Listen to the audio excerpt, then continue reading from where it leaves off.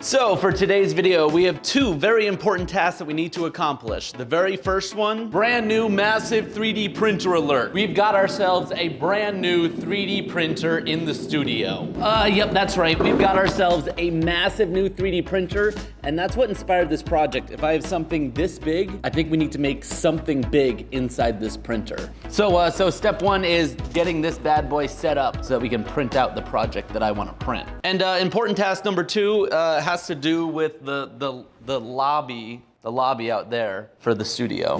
It's just extremely boring in here. This is the first thing that you see when you walk inside the unnecessary studio. And truthfully, there's nothing to see. But imagine that every single time you came into the studio, I was there to greet you and say, hey, how's it going? But I mean, obviously that is not possible whatsoever for me to be in here at all times. But if I 3D printed a full life-size version of myself, that would be right here in the studio. And then it would have some sort of like motion detector so that every single time someone walked into the studio, it would have a file that would be like, welcome to the unnecessary studio. So let's go ahead and get that brand new printer set up.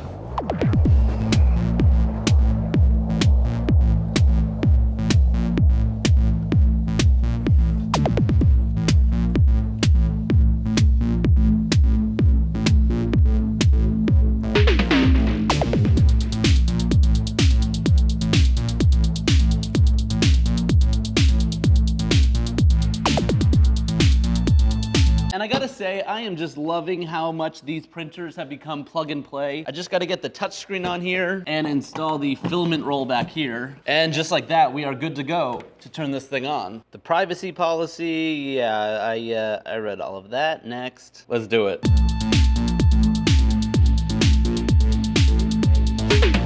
And just like that, we are finished. And this right here is the brand new K1 Max from Creality. It's a Core XY style 3D printer that has a massive build plate of 300 by 300 by 300. So I think it's going to be perfect for what we want to do today. And we're gonna put this thing to the test. But the very first thing that you have to do with a brand new printer every single time, we gotta print a benchy on there. 3, 2, 1, go.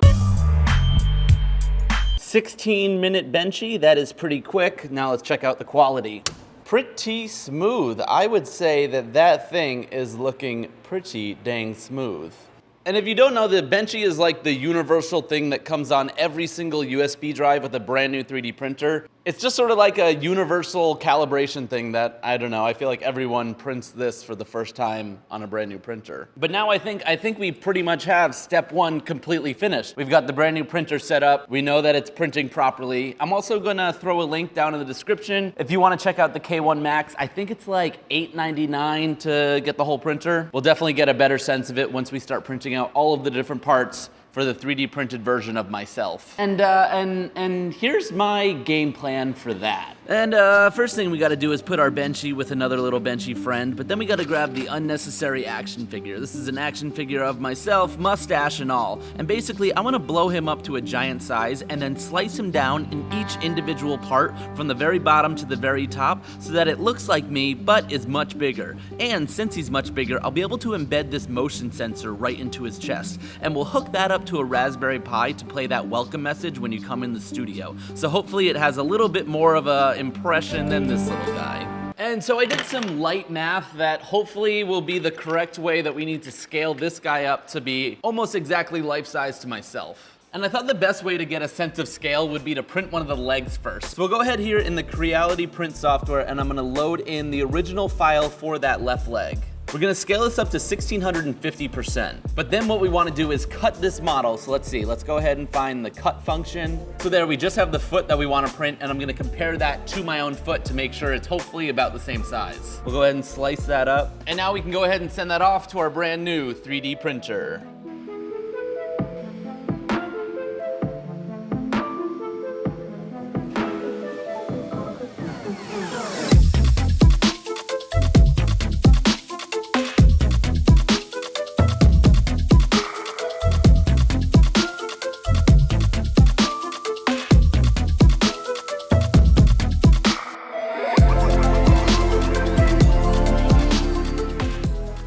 I feel like this is where we're gonna get the actual quality test to see how this brand new K1 Max is printing out. I would say that top layer is looking extremely smooth. And all of the other little details, everything looks pretty good. So far, I would say that I'm loving how this is coming out. So let's test it out. Flip one of these off. So we've got my real shoe and we've got the 3D printed shoe. Let's see how they compare. Right off the bat, I would say the sizing is pretty good. I think they pretty much line up size-wise. So hopefully as we like extrapolate it out to an entire leg, that the sizing ends up being the exact same size as my entire body. And with that, let's go ahead and go finish up and go get the rest of the pieces that are gonna build my entire leg piece by piece. So I would definitely be lying if that did not just take a whole lot of time. I mean, each piece took somewhere between like 3.5 hours all the way up to like 10.5 hours. But now we have all of the different pieces that we're gonna need to make this into one giant Matty leg. Okay, this is like oversized Jenga. Can I assemble this thing without it completely toppling over as I try to balance all of the different pieces? But I did it.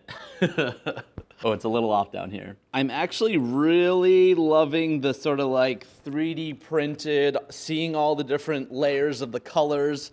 It's sort of really leaning into the 3D printed aspect of this. But can I get up here without it falling over? I think that is coming up to just right about the correct level that my hip would be coming at. The scaling definitely seems like it was a success. So now I just need to go ahead and grab my gloop, and it's glue that's specifically designed for combining 3D printed parts. All you have to do is sand down all of the edges that are gonna be touching each other, lather this stuff on, and stick it all together. And once I've done this on each individual portion of the leg, we've got ourselves an entire Matty leg, full life-size version. It's pretty hefty. And now that it's glued together and I can manhandle it around a little bit, I think we're doing really, really good on the height of this. And you know, the K1 Max is doing great, but I think I'm gonna have to enlist the entire print farm if I don't want this project to be like 9 months long printing it on one printer. So let's go ahead, get all of the rest of the pieces finished up,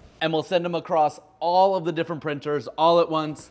It's still probably gonna take a really long time, but let's get it done.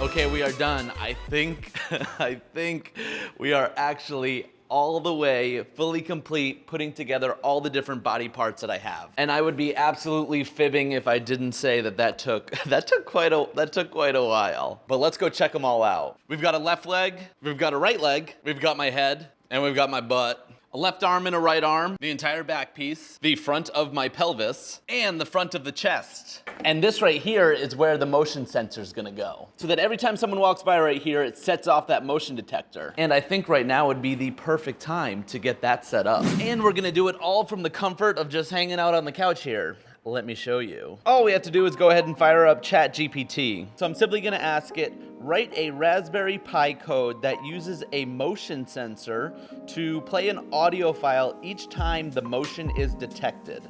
Go ahead and send that. And right away, it's gonna write out all of the different code and tell us exactly what pins everything needs to go into, all in one easy place with almost no effort. But then this part is crazy because I have the sensor here. And if I wasn't really sure if this was the correct sensor that I wanted to use for the project, I can ask ChatGPT. So in the same exact thread, all I have to do is bring up the camera and I'm gonna take a picture of this sensor. I'm gonna hit confirm, and now I'm gonna tell it, is this the correct sensor to use? It's gonna go ahead and use that image and say, yes, this is a PIR sensor. It's able to tell from just the photo what it's looking at. And so now I know I have all the right parts that I need for the project. It's crazy. It's so crazy, and it makes my life so much easier.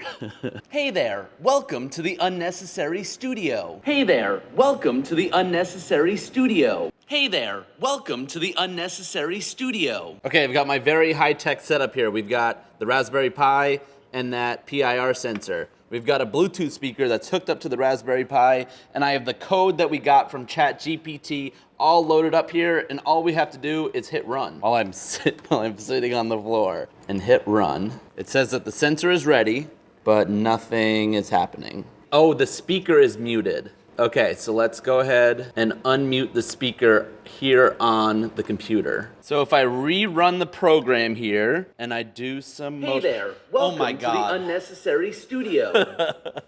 Well, it works. Hey there, welcome to the Unnecessary Studio. Hey there, welcome to the Unnecessary Studio.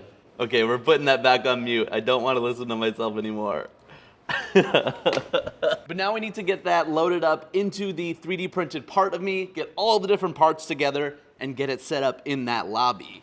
We are so close to having cyborg android Matty up and running.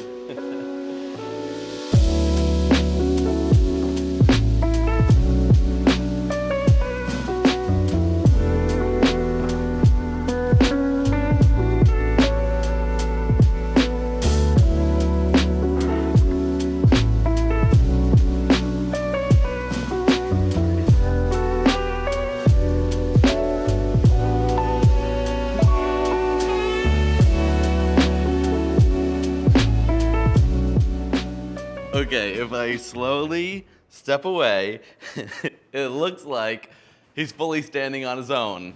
Real Matty, fake Matty. And I think we got the height pretty much squared away. I mean, it looks like we're about the same height. But we got to do a full body shot of the 3D printed Android version of Matty, mustache and all. And so I made like a little backpack here that's gonna hold all of the electronics. So we do need to get him set up in the lobby and get all of that squared away and hope that nothing got screwed up with the motion sensor in there while I was putting everything together.